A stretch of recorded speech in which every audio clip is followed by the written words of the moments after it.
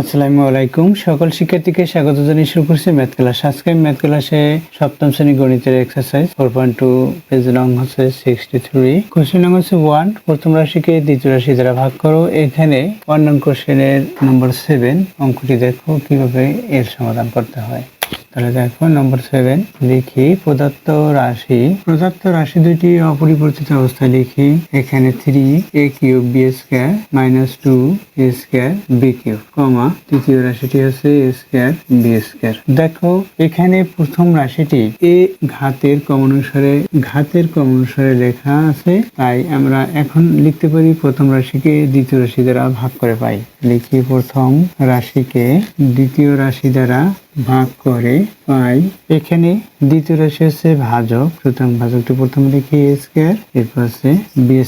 এটা দিয়ে প্রথম রাশিকে ভাগ করব। প্রথম রাশি হচ্ছে ভাজ্য, এখানে 3a³ b² -2a² b³। দেখো আমরা জানি ভাজকের প্রক্রিয়া চিহ্ন এবং ভাজ্যের প্রক্রিয়া চিহ্ন গুণ করলে ভাগফলের প্রক্রিয়া চিহ্ন পাওয়া যায়। সুতরাং এখানে কোনো প্রক্রিয়া চিহ্ন নেই, সুতরাং আমরা প্লাস বিবেচনা করি। এখানে প্লাস হয়, এখানে প্লাস, এই প্লাসের সাথে প্লাস গুণ করলে প্লাসে প্লাস। অবশ্যই তোমরা এগুলো জানো, ইতিপূর্বে এ সম্পর্কে ধারণা দিয়েছি। এই প্লাস ইন্টু প্লাস, প্লাসে প্লাস হবে, মাইনাস ইন্টু মাইনাস, মাইনাসে প্লাস হবে, প্লাস ইন্টু মাইনাস মাইনাস হবে, মাইনাস ইন্টু প্লাস মাইনাস হবে। এটা হলো। এবং তোমরা সূত্র জানো যে a⁴m division a⁴n equal a⁴m - n, এটা। অথবা এর এভাবে ওই সূত্রটি লেখা যায় a⁴m, এই ডিভিশনটি এভাবে, এটাকেও আমরা ডিভিশন বলি, বাই a⁴n ইকুয়াল একই a⁴m - n। দেখো নম্বর 3, এই 3 নম্বরের সূত্রটি আমাদের প্রয়োজন। a⁴m into a⁴n equal a⁴m + n, এটা হবে। আরেকটি সূত্র আমাদের প্রয়োজন হয় যেটা a⁴0 ইকুয়াল 1। অবশ্যই আমাদের এই 4টি সূত্র অবগত হতে হবে। এখানে 3টি সূত্র, 2টি সূত্র একই, এবং প্রক্রিয়া চিহ্নের গুণফল কিভাবে করতে হয়, গুণগুলো করতে হয় সেটাও জানতে হবে। তাই আমরা প্রথমে প্রক্রিয়া চিহ্ন, এখানে প্রত্যেকটি রাশির প্রক্রিয়া চিহ্ন হচ্ছে বামে, অর্থাৎ প্লাস মাইনাস যেগুলোই থাকবে সেগুলো হচ্ছে বামে থাকে। অর্থাৎ এখানে প্লাস, এই প্লাস, প্লাসের সাথে প্লাস গুণ করে প্লাস পেয়েছি। এখানে দেখো 3 আছে, এখানে 1 আছে। এখন এই যে 1 দিয়ে 3 কে যদি ভাগ করি, ভাগফল 3 হবে।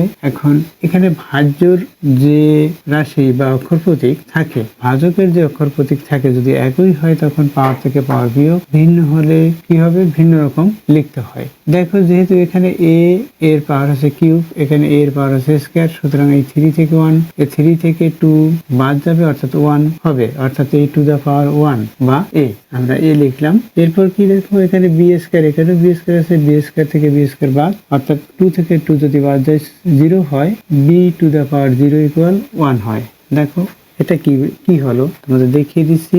এখানে b² বাই b², আমি এই ভাজক দিয়ে, এই b² দিয়ে এখানে ভাগ দিচ্ছি এটাকে, শুধুমাত্র b² কে। এখন কি হবে, এর পাওয়ার 2, এটা যা এটা তাই।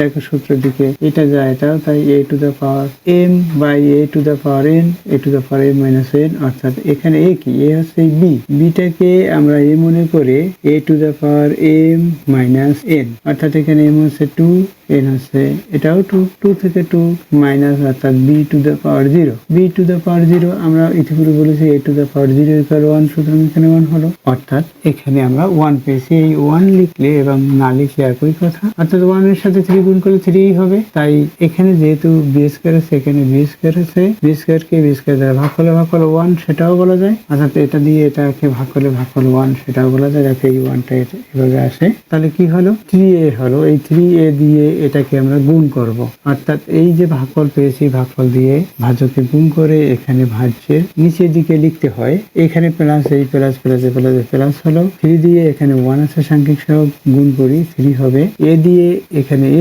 কে গুণ করব, তাহলে কি হবে, a³ হবে, অর্থাৎ গুণের সময় পাওয়ার সাথে পাওয়ার যোগ। ইতিপূর্বে বলেছি গুণের সময় দেখো a⁴m ইন্টু a⁴n, অর্থাৎ এখানে পাওয়ার 1 আছে, এখানে 2 আছে, 1 এর সাথে 2 যোগ করে 3 হলো, গুণের সময় পাওয়ার সাথে পাওয়ার যোগ হলো। এখানে b² আছে, এখানে 1 আছে, 1 দিয়ে b² কে গুণ করে b² হবে। এখন কি করব আমরা, দেখো এখন সাইন পরিবর্তন করব, এটাও প্লাস এটাও প্লাস, তাই এটাকে এখানে মাইনাস করতে হবে, এটা থেকে এটা বাদ হবে, থাকবে যেটা সেটা লিখি -2a² স্কয়ার বি কিউ, এটা হলো, অর্থাৎ এটা থাকলো। এখন কি হবে, এখন একইভাবে এখানে প্রক্রিয়া চিহ্ন প্লাস আছে, এই মাইনাস প্লাসের সাথে মাইনাস গুণ করি, প্লাস মাইনাস, এখানে 1 আছে, এখানে 2 আছে, সুতরাং 2 আমাদের লিখতে হবে, কারণ 2 দিয়েও এই 1 কে গুণ করলে 2 লিখতে হবে। এখানে এ স্কয়ার, এখানে এ স্কয়ার, এ স্কয়ার থেকে স্কয়ার বাদ, তাহলে কি হবে, a টু দ্য পাওয়ার 0 মানে 1, স্কয়ারকে এই স্কয়ারকে এই স্কয়ার দ্বারা ভাগ করলে 1 হয়। এখন এখানে বি কিউব আছে, এখানে বি স্কয়ার আছে, অর্থাৎ 3 থেকে 2 যখন বিয়োগ হবে 1 হবে, অর্থাৎ বি টু দ্য পাওয়ার 1 বা বি, এটা পেলাম। এটা দিয়ে আমরা এটাকে গুণ করব, এই মাইনাস এখানে প্লাস, প্লাস মানে মাইনাস, 2 দিয়ে এখানে 1 আছে, 1 কে গুণ করি, এখানে বি আছে, এখানে বি আছে, এখানে এ স্কয়ার আছে, সুতরাং 1 দিয়ে স্কয়ার কে গুণ করলে স্কয়ারই হয়, এই বি দিয়ে বি স্কয়ার কে গুণ করি, বি কিউব হবে, এটা হলো। এখন কি করব, সাইন পরিবর্তন করব, এখানে প্লাস আছে মাইনাস হলো, বিয়োগ করতেছি, এটা থেকে মানে এটা থেকে এটা বিয়োগ হলে 0 হয়, অর্থাৎ ভাগশেষ 0, ভাগফল কত, এটা ভাগফল, অতএব নির্ণয় ভাগফল, নির্ণয় ভাগফল কত, এখানে 3a মাইনাস 2b, এটা হচ্ছে নির্ণয় ভাগফল, অর্থাৎ 3a মাইনাস 2b, এটা হচ্ছে অ্যান্সার। দেখো এই অঙ্কের বিকল্প নিয়ম আছে, আমি বিকল্প নিয়ম দেখিয়ে দিচ্ছি, অর্থাৎ এইভাবে করা যায়। আমরা প্রথম রাশিকে দ্বিতীয় রাশি দ্বারা ভাগ করি, এভাবে লিখে, অর্থাৎ এই যে কথাটি লেখার পরে প্রথম রাশি কি, এখানে 3a cube B square minus 2a square B cube, এটা হচ্ছে প্রথম রাশি। দ্বিতীয় রাশি কি, দ্বিতীয় রাশি আছে a square B square, a square B square equal দেই। দেখো আমরা এখন এখান থেকে এই যে লব থেকে, এই যেহেতু এখানে a স্কয়ার আছে, আমরা দেখবো a স্কয়ার কমন যায় কিনা, এবং বি স্কয়ার আছে, বি স্কয়ারও কমন যায় কিনা। কেন আমরা কমন নিব, এবং কমনটা কি, কমনটা হচ্ছে এই প্রথম পদ, এই